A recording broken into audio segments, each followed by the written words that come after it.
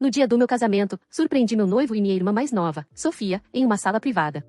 Instantaneamente, me tornei motivo de risada no evento, até que meu amigo de infância, Javier Lau, me pediu em casamento publicamente, defendendo minha honra. Nos casamos pouco depois. Javier era um marido perfeito, gentil, responsável, devoto. Exceto na cama, sempre senti que seu coração não estava ali. Só concebíamos através de FIV. Um ano depois, ele se tornou ainda mais protetor. Eu realmente achava que ele era meu avô, até ouvi-lo conversando com um amigo. Você é impiedoso, disse Javier.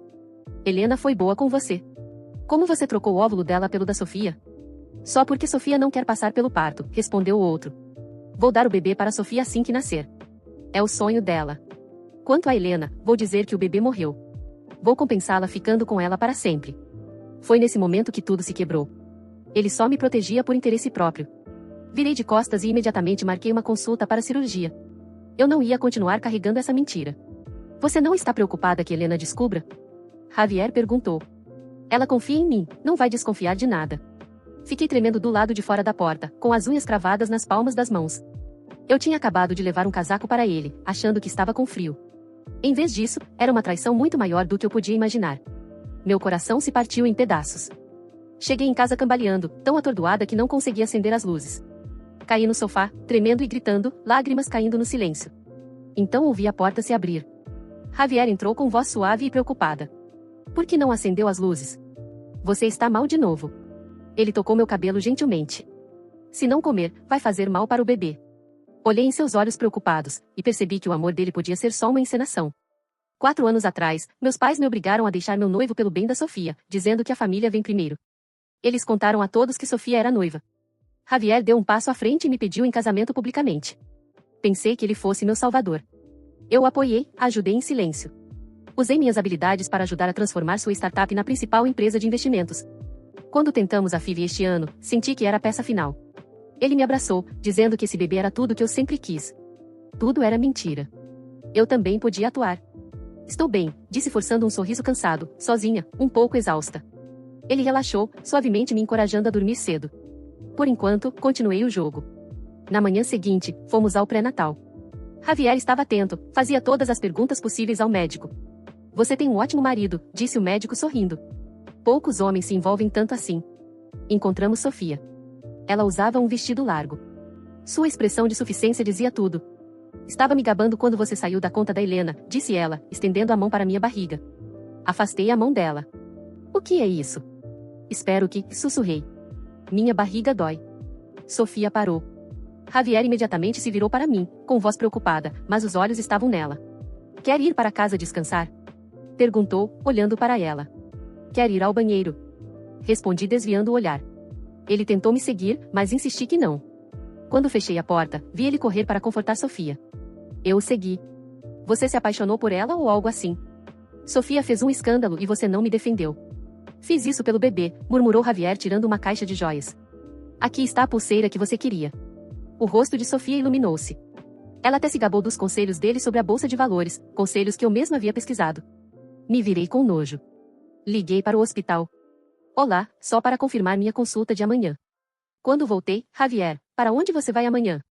Para um ensaio fotográfico de gravidez. Mentira. Vamos tirar umas fotos de família. Ele hesitou. Tudo bem. Posso ir sozinha? Perguntei aliviada. Ele sorriu. O que eu faria sem uma esposa como você? No dia da cirurgia, ele me deu uma pulseira antes de sair. Isso é para você, disse suavemente. Era o brinde que ele deu para Sofia. Fechei a mão em punho, mas sorri. Obrigada. Adorei. Antes de ir para o hospital, passei na casa dos meus pais. Nunca entrei. Ouvi eles conversando.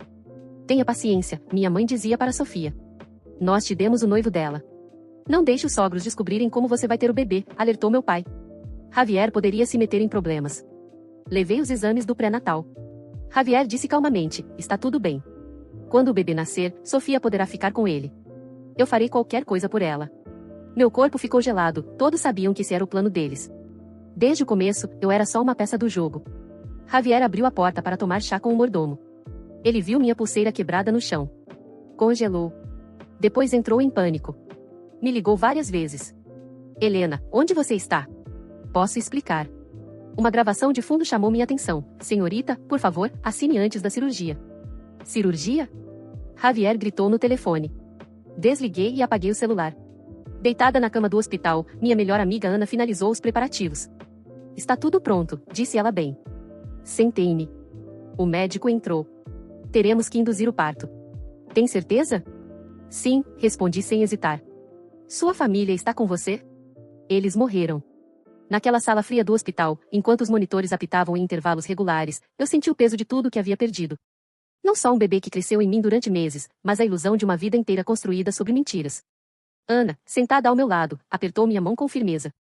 Você não está sozinha, ela sussurrou. Horas depois, com a ajuda da equipe médica, o parto foi induzido. Não foi fácil. A dor física foi suportável comparada à dor da alma. Quando finalmente ouvi o choro do bebê, minhas lágrimas escorreram silenciosamente.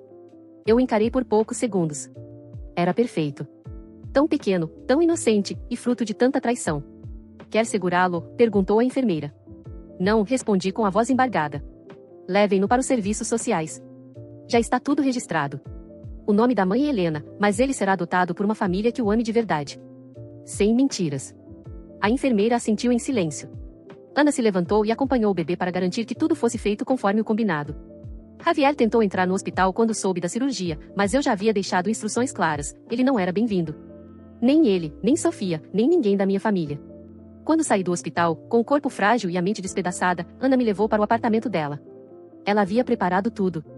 Uma mala pronta, novos documentos, um passaporte com meu nome de solteira e um bilhete de avião. Vamos começar do zero, disse ela. Ninguém vai te encontrar. E se eles vierem atrás? Perguntei.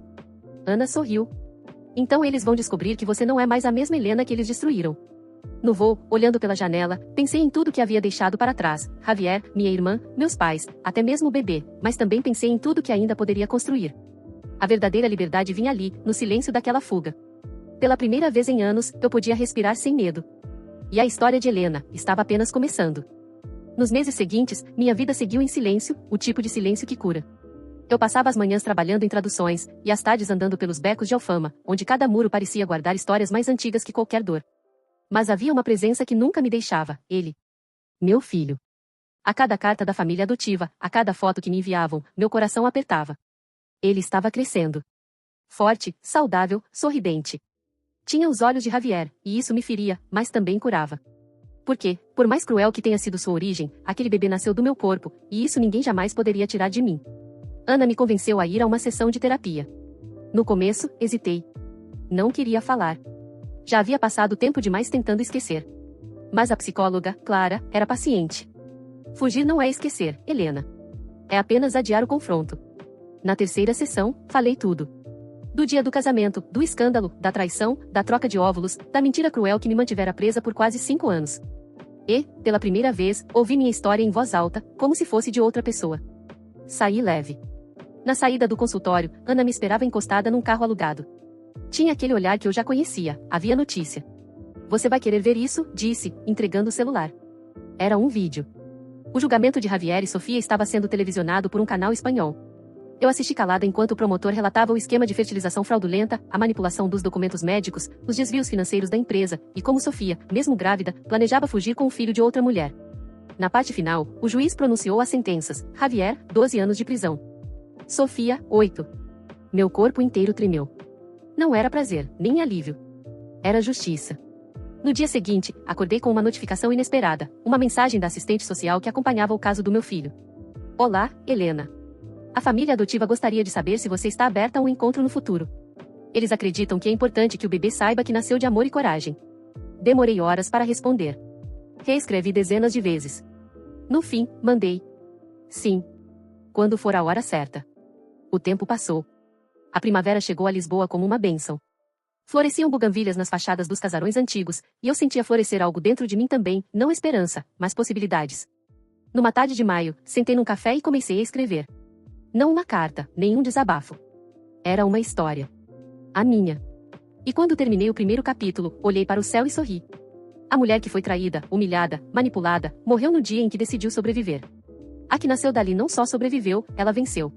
3 anos se passaram. Lisboa tornou-se minha casa em definitivo. Já não era apenas refúgio, era raiz. Abri minha própria consultoria linguística e finalmente publiquei meu livro, aquele que começou como desabafo e se transformou em testemunho. O título? Insubstituível.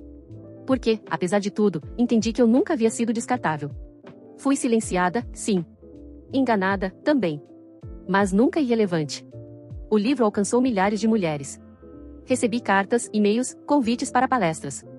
Falei em universidades, congressos, feiras literárias. Tornei-me voz de muitas que, como eu, tinham sido enterradas vivas pela mentira de alguém. Mas havia um vazio. Ele tinha 7 letras, meu filho. Em novembro, a assistente social voltou a me escrever. A família adotiva acredita que agora é o momento. Eles explicaram à criança que nasceu por meio de uma barriga solidária e que a mãe biológica o ama muito. Ele gostaria de te conhecer. Chorei como nunca havia chorado. O encontro foi marcado para um sábado, num parque tranquilo às margens do Tejo. Cheguei antes, com as mãos suando e o coração em guerra. Ana veio comigo. Usava a mesma pulseira que me deu no hospital, quando tudo começou. Ela sorriu para mim como quem diz, você consegue. E então os vi. O casal, gentil, calmo, com um olhar de afeto, caminhava lado a lado com um garotinho de cabelo castanho claro e olhos atentos. Assim que ele me viu, correu sem hesitar. Você é a moça do livro? Não consegui responder. Apenas abri os braços e o abracei com todo o cuidado do mundo. Eu li uma parte com a minha mãe, disse ele, apontando para a mulher que o criou. Você é muito forte. Minha voz tremeu. Você também é. Mais do que imagina.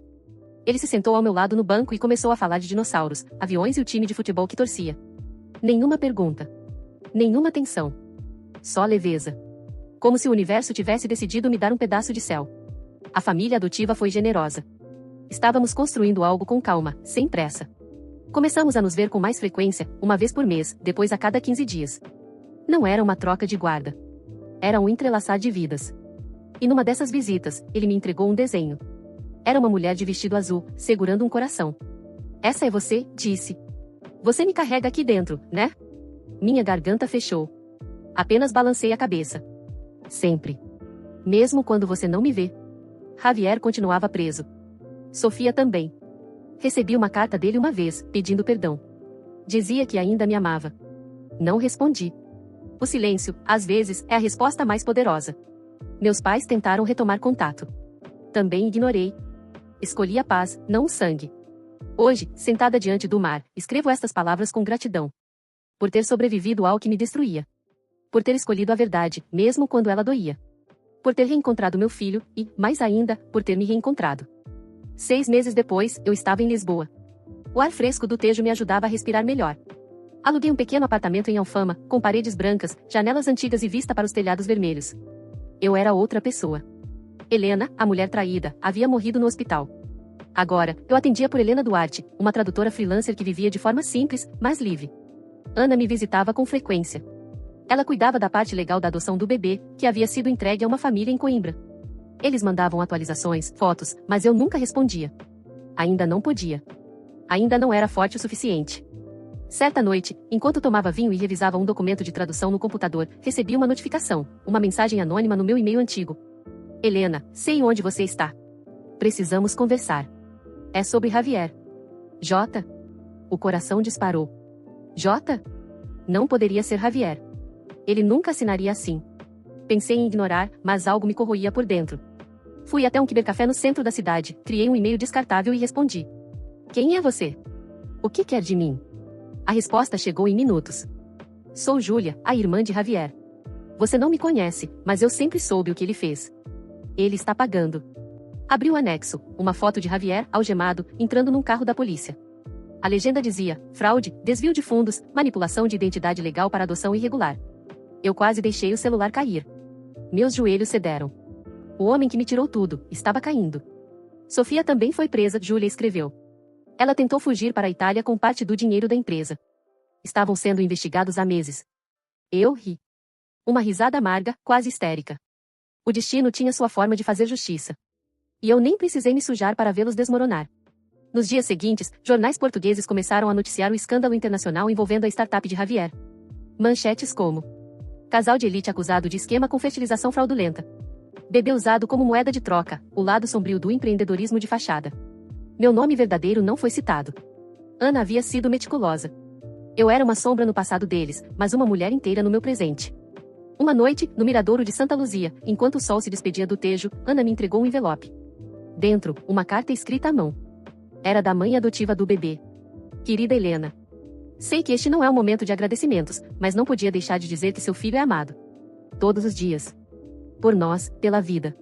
Ele vai crescer sabendo que a mulher que o trouxe ao mundo foi forte o suficiente para deixá-lo partir em segurança. E quando ele estiver pronto, se você quiser, ele vai conhecer a verdade.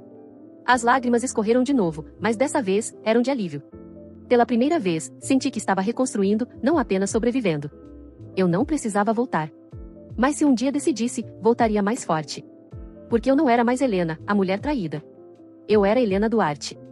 E agora, era minha vez de escrever o resto da história. Alguns anos depois. A brisa de primavera soprava entre os galhos das árvores quando sentei no banco do parque, o mesmo em que encontrei meu filho pela primeira vez. Ao meu lado, agora ele estava maior, os pés já tocando o chão, os olhos brilhando com a sabedoria precoce de quem já foi ferido pela vida sem saber. Mãe, ele disse, olhando para o céu. Você acha que tudo o que aconteceu foi por um motivo? Demorei para responder. Olhei ao redor. Tanta coisa tinha mudado. A dor tinha dado lugar à paz.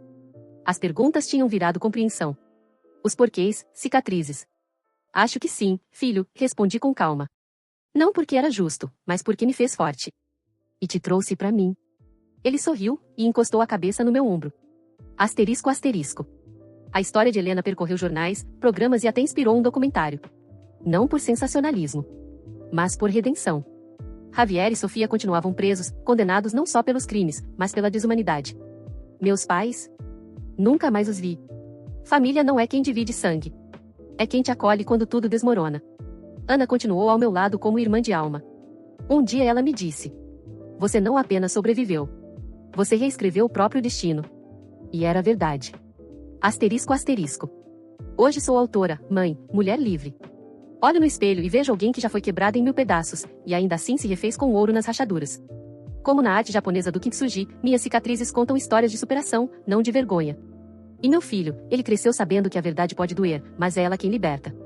Claquete se essa história te tocou, deixe seu like, compartilhe com alguém que precisa de força e siga o canal para mais histórias reais, emocionantes e inspiradoras. Balão de fala, comente abaixo. Você já sobreviveu a uma mentira? Qual verdade te libertou? Sino, até a próxima. E lembre-se, você merece amor, mas nunca à custa da sua dignidade.